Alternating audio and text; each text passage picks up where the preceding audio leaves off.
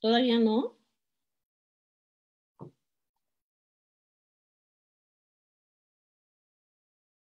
Listo, Edith. No sabemos qué pasó en Face, se nos cortó, pero podemos continuar. Bueno, se nos cortó la comunicación, entonces me voy a regresar desde la pregunta. Les comentaba que en la red Tetra nos preguntamos cuáles eran las condiciones de trabajo de las actividades que en el contexto de la pandemia se definieron como esenciales y cómo se expresaban las diferencias de género en dicho ámbito laboral. No voy a describir con detalle las actividades esenciales. El 30 de marzo en el diario oficial se establece un conjunto de 5 actividades esenciales. Las primeras tienen que ver con aquellas que directamente son necesarias para atender la emergencia sanitaria. Las segundas son las que involucran a la seguridad pública y a la protección ciudadana. Las terceras tienen que ver con sectores fundamentales de la economía. Es una lista larga, pero solamente les voy a mencionar algunos ejemplos, como la producción agrícola, pesquera y pecuaria, la agroindustria, el sector financiero, servicios de almacenamiento y cadena de frío, de insumos esenciales para nuestra subsistencia. Hay un grupo de relaciones, de actividades esenciales que están vinculadas a la operación de programas de gobierno y finalmente las que tienen que ver, las necesarias para la conservación, mantenimiento y reparación de la infraestructura crítica que asegura la producción y la distribución de servicios indispensables. Aquí está desde el agua, la energía eléctrica, el gas, el petróleo, la gasolina e incluso el transporte público. Bueno, estas actividades esenciales, ¿cómo se comporta el trabajo a partir de estas actividades esenciales? ¿Y qué diferencias hay entre hombres y mujeres en términos de estas actividades esenciales? El lado izquierdo de esta gráfica nos dice cómo están distribuidas o cómo estaba distribuida la población a principios de este año en términos de esa clasificación de actividades esenciales. Ahora, nosotros decidimos no solo hablar de las actividades esenciales y no esenciales, sino distinguir entre otro tipo de actividades que, aunque no están descritas como esenciales, forman parte de un encadenamiento productivo que de una u otra manera se vincularía a las esenciales. Y luego un conjunto de actividades que están en una frontera que podríamos decir mixta, y esta es la categoría que nosotros usamos para hablar de cómo se estructura en el momento de la crisis, del inicio de la crisis, las actividades de la población ocupada.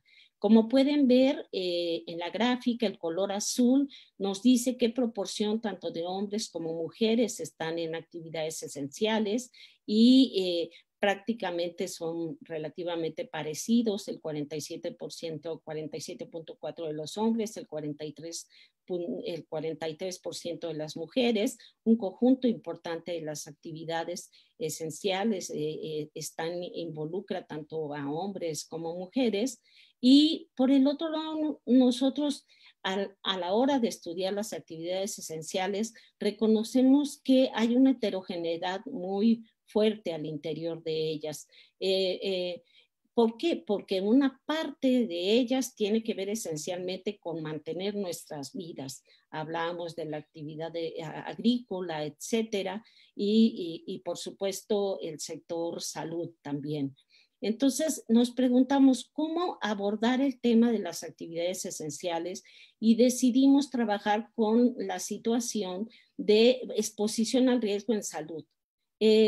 Solamente del lado derecho está la distribución de la población en términos de la exposición del riesgo a la salud. Y eso de una u otra manera da cuenta del papel de las mujeres en términos del riesgo. El riesgo alto o más alto, hay una proporción más alta de mujeres en ese riesgo en salud y eso es lo que queríamos vincular. Este asunto entre condiciones económicas, sociales, de desigualdades y ahora se agrega este asunto del riesgo en salud. Bueno, en el grupo decíamos, no se ha aprendido de las crisis pasadas, ya nos decía Araceli qué pasa con las crisis pasadas. En materia laboral no se ha aprendido. Como podemos ver en esta gráfica, las actividades esenciales muestran porcentajes reducidos de trabajadoras y trabajadores con acceso a los servicios de salud. En las esenciales es solo el 30% de la población que trabaja, de las personas que trabajan, y es el ingreso más bajo, 49.5 el ingreso por hora es de 49.5 pesos. Entonces, ¿qué nos lleva? ¿Qué tenemos que aprender de esta situación? Ya Araceli nos decía que hay elementos de aprendizaje necesarios y que a lo largo de las crisis no se han tomado en cuenta. Esto es en cuanto a la clasificación del tipo de actividad. Ahora veamos qué pasa en cuanto a la situación de riesgo en salud. El riesgo bajo en realidad es una proporción casi del 50% a los servicios de acceso a la salud. Aquí vemos un comportamiento casi en forma de U. En riesgo muy alto sí hay una situación de acceso a servicios de salud importantes, igual que ingreso, pero también vemos que que en riesgo alto hay una proporción muy reducida de población ocupada en términos de acceso a la seguridad social, y su ingreso dista mucho del riesgo muy alto. Entonces hay mucho que reflexionar de esta crisis. Nos lleva a vincular esto que son tipos de actividad con riesgos en salud. Es otro reto también. Entonces, pues queremos cerrar con algunas reflexiones. Aquí ahorita lo que les hemos presentado es una foto de la situación, pero también creemos que hay que tomar en cuenta esa reconfiguración que va a haber a raíz de la enfermedad COVID-19. ¿Cómo se va a reestructurar el mercado? Nos han planteado resultados de una encuesta ya para el mes de abril acerca de la situación ocupacional. Y en esa encuesta nos han dicho que un grupo de personas ha dejado de trabajar y se ha incorporado a una categoría que se llama población no económicamente activa, pero disponible para trabajar. La población no está buscando empleo en nuestro país. El desempleo se registra a partir de estar buscando activamente empleo, pero la población está diciendo que está disponible para trabajar, pero no hay una situación de mercado que se lo permita.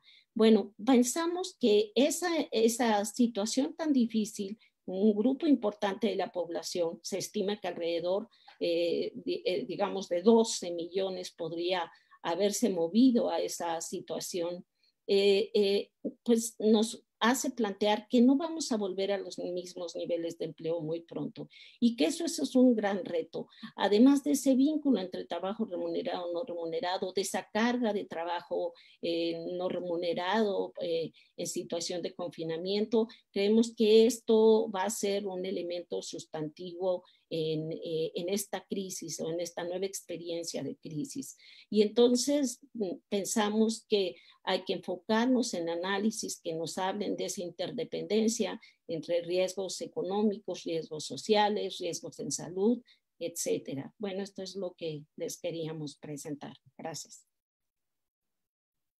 Muchas gracias, Edith. Bueno, ahora para generar más reflexión y discusión, les tengo unas preguntas. Permítanme un segundito. Indra, ¿cuál es el riesgo de desatender la exacerbación de la crisis de cuidados por COVID-19? Tienes 4 minutos. Gracias. Bueno, creo que esta pregunta también ya se ha tocado un poco con las presentaciones de Araceli y de Edith.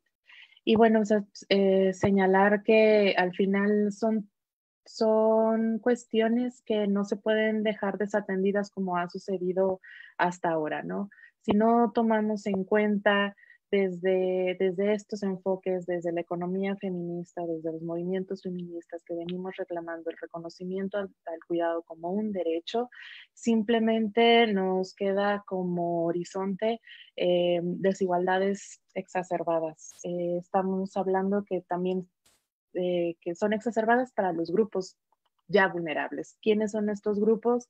Personas adultas mayores, niñas, niños, los jóvenes que, como ahorita mencionaba Edith, que pues no van a tener un espacio para poder incorporarse al mercado laboral, el subempleo, el desempleo, y sobre todo para las mujeres, ¿no? Y mayores condiciones de migración, de mujeres, de niños que no podrán encontrar en sus zonas de residencia posibilidad para poder seguir teniendo, para acceder a condiciones de calidad de vida y con acceso a derechos.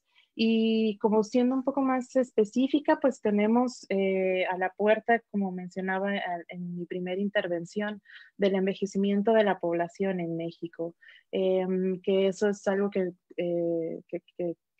no podemos evitar y que se necesitará una acción inmediata como para que puedan existir condiciones para la jubilación de estas personas, porque al final pues nuestra pirámide poblacional no va a poder sostener económicamente el cuidado de estas personas. ¿Cómo va a envejecer México? Eso es una de las cuestiones que tenemos que estar resolviendo y que definitivamente no van a poder ser solventadas con medidas de austeridad y de recortes y de dejar de invertir en políticas de educación, políticas sociales, políticas con enfoque de género, porque hay que pensar que siempre cuando hay este recorte en el gasto público hay esta contracción económica y no hay más cabida para poder seguir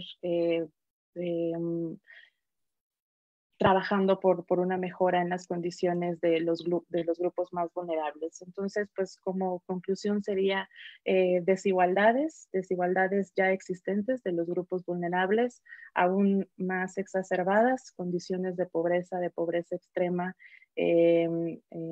consecuencia de esta contracción económica y desigualdades de género como brecha salarial, que serán, si de por sí tenemos como un marco de tiempo que sabemos que en la que podríamos alcanzarlo, pues aumentará, ¿no? Esa sería mi respuesta.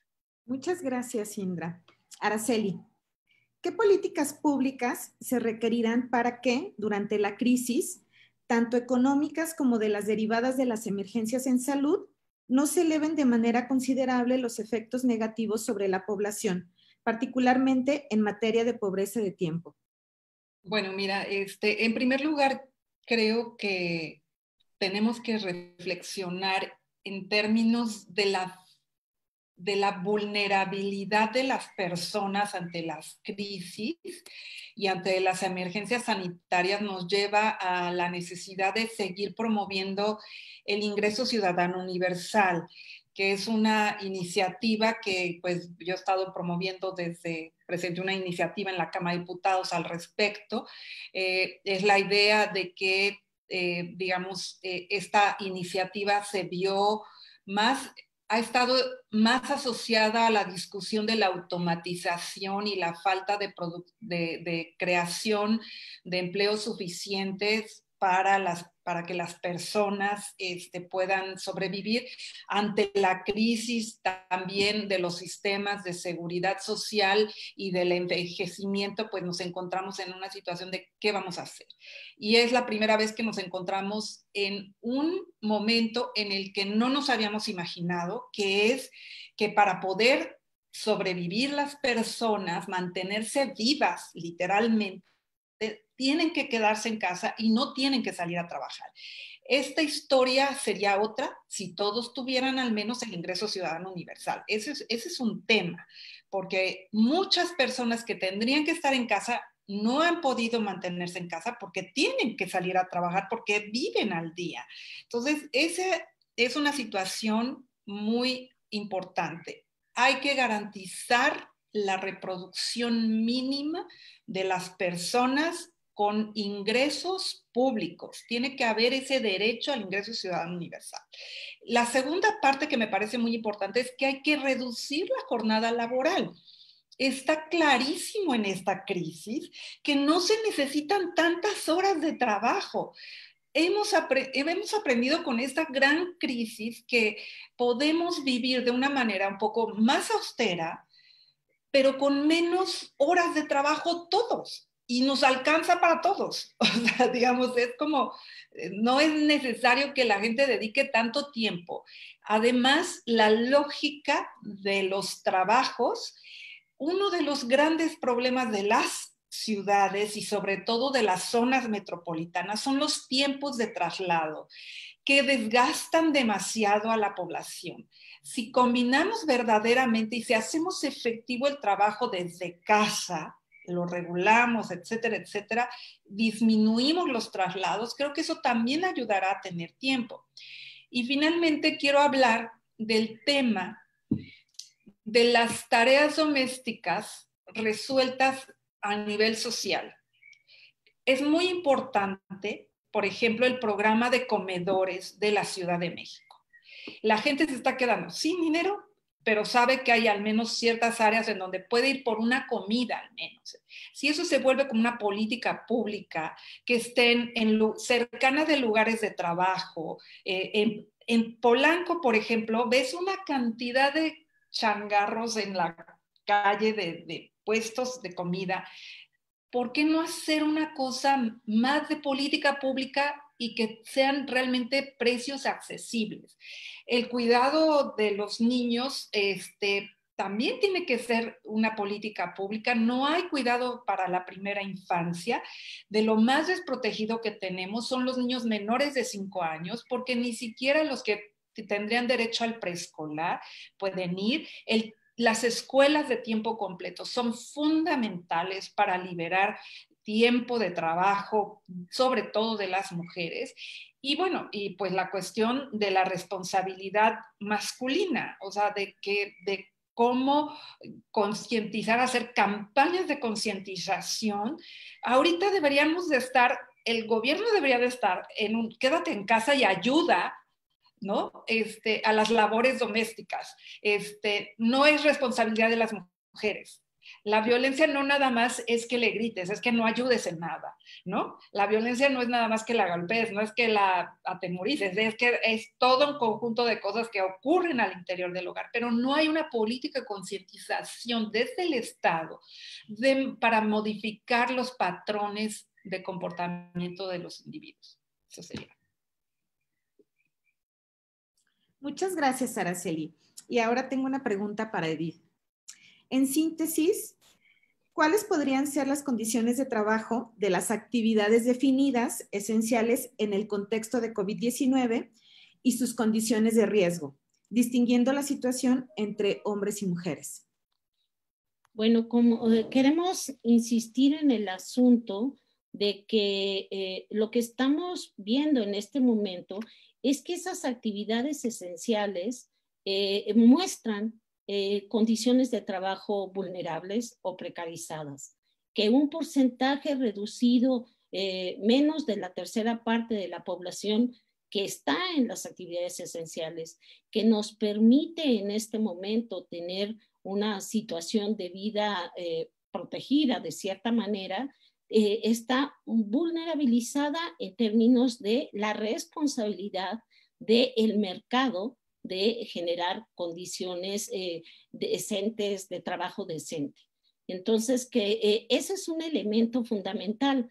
Yo creo que la intervención de las tres nos permite pensar en el diamante del cuidado, en el sentido de la corresponsabilidad del Estado, en el sentido de la corresponsabilidad del mercado, de la comunidad o de la sociedad civil y de los hogares. Entonces, si nos enfocamos al mercado, hay condiciones precarizadas que habría que reflexionar. O sea, el mercado tiene una responsabilidad en esta gran desigualdad social, en esta condición escandalosa en la que vivimos, como dice Cira en el prólogo del libro de Amaya Pérez. Sí creo que el mercado también se tiene que concientizar de esta situación, no solo de la no generación de empleo en términos de condiciones amplias, sino de que esas actividades esenciales están en condiciones precarias importantes. Y por el otro lado, también concientizarse en términos de su situación y riesgo en salud. Hay un elemento importante del mercado que también tiene que atender este aspecto. Y atender este aspecto es atender una diversidad de elementos de la política de salud para los trabajadores. Esta combinación que decía Araceli de política pública que de una manera toca los dos ámbitos, tanto al trabajo remunerado como al no remunerado, y la posibilidad de compatibilizar los dos trabajos, es todo un reto social. Pero esta crisis, si algo nos está dejando, es poner en el centro de la discusión el tema del cuidado. Muchas gracias, Edith. Tenemos un par de preguntas. Si quieren, dedicamos unos 5, 7 minutos. Bueno, por ahora tenemos 2 preguntas para quien quiera responder. Desde nuestra situación personal, ¿qué podemos hacer para enfrentar estos cambios? Es la primera pregunta. La segunda, ¿ingreso vital básico permanente, universal o focalizado? ¿Permanente o solo en caso de emergencias? Araceli. Araceli. Sí, yo, bueno, el ingreso ciudadano universal, en realidad, la idea es que sea algo permanente y que permita a las personas, digamos, como, pues, que tengan mayor libertad, inclusive el derecho a decir que no a situaciones de explotación que no son adecuadas.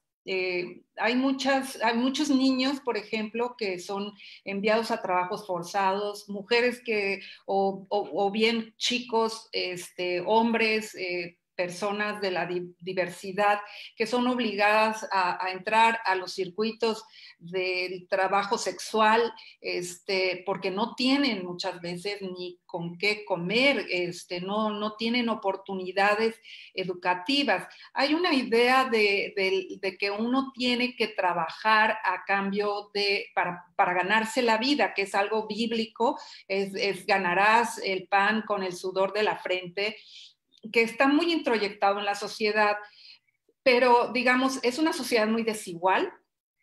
Es una sociedad que ya tiene las condiciones para que tecnológicamente podamos trabajar menos horas, todos. No ha bajado, o sea, históricamente no ha bajado el número de horas trabajadas en muchos países, y ya tenemos más de un siglo con esta jornada de 8 horas, pero a esa jornada de 8 horas hay que sumarle los tiempos de traslado, que cada vez son más largos, los tiempos de reproducción, los tiempos... Entonces trabajamos muchísimo para el capital.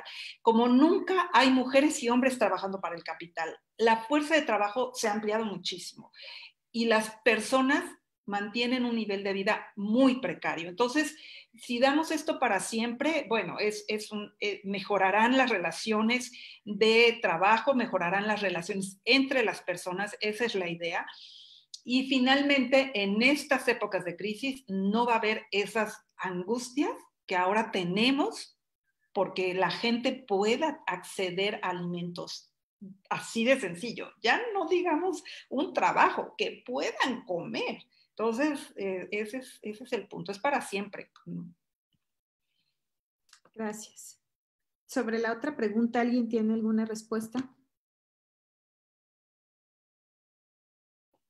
Tu micrófono, Edith. ¿Puedes repetir, Rosario? Claro. Quiero decir algo del ingreso ciudadano, pero quisiera... Bueno, la pregunta también, la otra pregunta era, desde nuestra situación personal, ¿qué podemos hacer para enfrentar todos estos cambios de los que ustedes hablaron?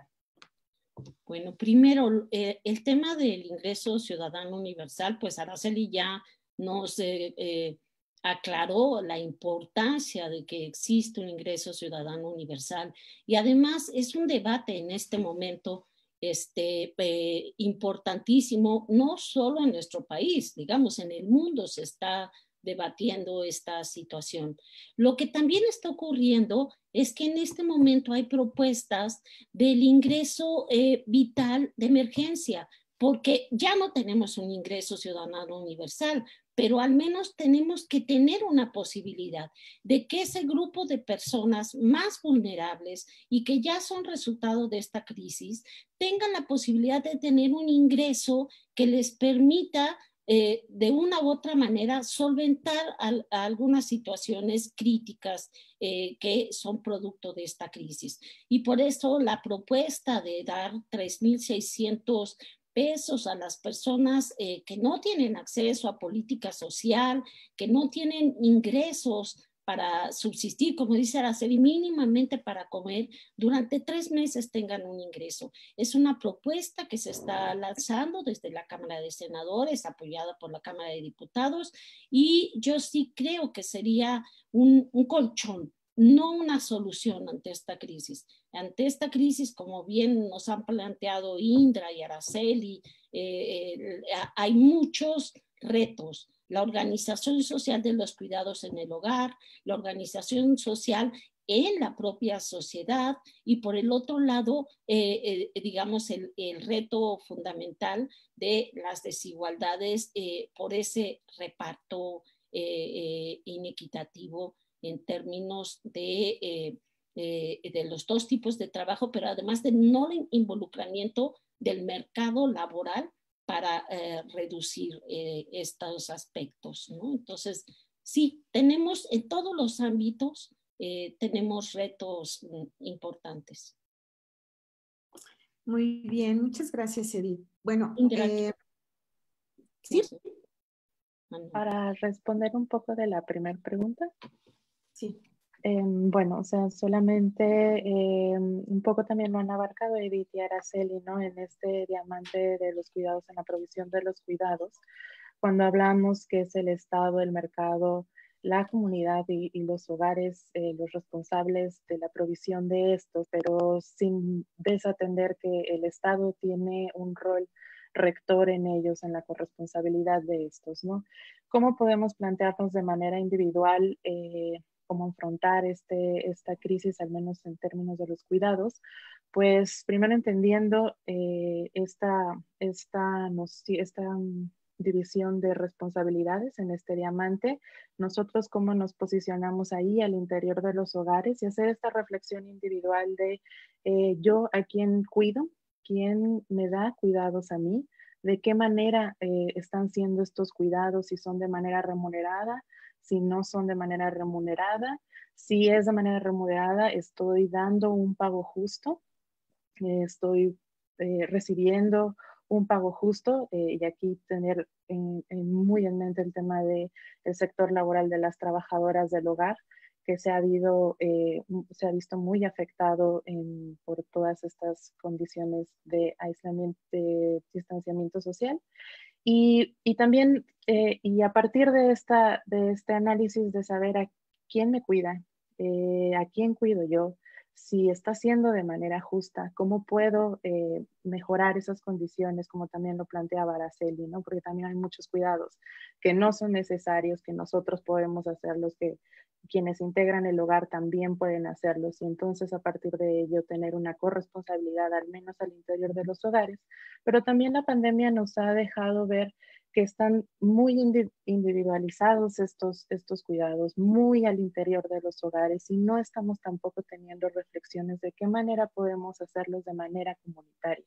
En las ciudades estamos ya muy segregados en nuestras propias casas, en nuestras propias habitaciones, y no tenemos noción de quiénes están afuera. Y también este es un momento de saber cuáles son estas necesidades afuera de las personas mayores que vivan ahí y cómo podemos de manera colectiva también solventar estos cuidados en estas tareas que son esenciales y que adquieren una complejidad, como es ir al súper, como es la provisión de alimentos que se limita para la población vulnerable en riesgo de contagio por COVID. Muchas gracias, Indra. Tengo aquí un comentario para Edith. ¿Podría abundar la doctora Pacheco en el tema de una mayor exposición de las mujeres en actividades de alto riesgo en medio de la pandemia? ¿Nos puede dar datos de esa encuesta? Bueno, no es una encuesta específica. Lo que hicimos es tomar la información de la encuesta nacional de ocupación y empleo y clasificar las ocupaciones de acuerdo a lo que el diario oficial clasificó de ocupaciones esenciales. Después, dentro de esa clasificación, distinguir entre las ocupaciones esenciales y un grupo de ocupaciones que están encadenadas a las ocupaciones esenciales, un grupo de actividades que están en una frontera y que hay que tomar en cuenta su papel en esa frontera y dejar al resto en actividades no esenciales.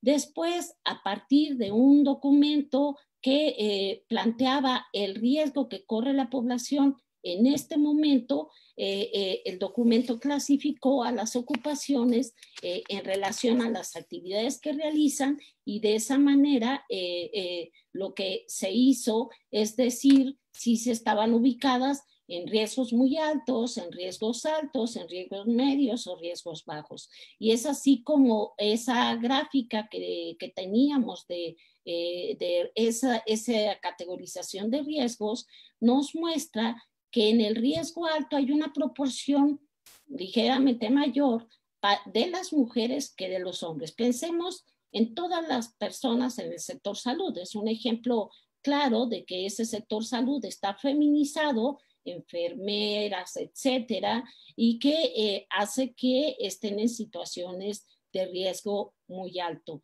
Y es por eso que esa reflexión entre que quizás haya algo parecido en términos de esenciales y no es en términos de la proporción de actividades esenciales de hombres y mujeres, 43% y 47% de hombres, cuando nos vamos al riesgo, vemos que hay un porcentaje mayor de mujeres en actividades de alto riesgo. No, eso no quiere decir que los hombres no estén en situación de alto riesgo. Vemos también que hay un peso para los hombres importante de riesgo, pero sí hay que reflexionar acerca de estas desigualdades, no solo en términos de su posición y de su necesidad de estar laborando porque son esenciales, sino del riesgo que las lleva a estar laborando en esta condición de la pandemia.